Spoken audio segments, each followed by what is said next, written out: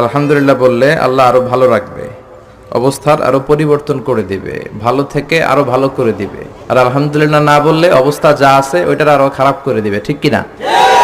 জহরাল ফাসাদু feel বাররি ওয়াল বাহর বিমা কাসাবাত আইদিন নাস। জলে স্থলে এই যে অগ্নিকাণ্ড, ফাসাদ, ভূমিকম্প, বন্যা, মারামারি, পেট্রোল বোমা, হরতাল, এগুলো তোমাদের হাতের কামাই, ঠিক কিনা?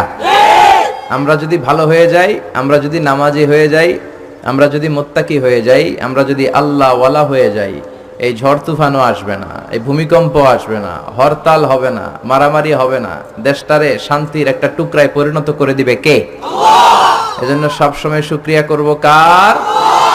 শুকরিয়া করলে আল্লাহ নেয়ামত বাড়ায় দেয়। লা ইন শাকারতুম লা আযীদান্নাকুম ওয়া লা ইন কাফারতুম ইন্না আযাবি লাশাদীদ। যদি নেয়ামতের শুকরিয়া করো তো নেয়ামত বাড়ায় দিব, আর যদি কুফরি করো আযাব দিব।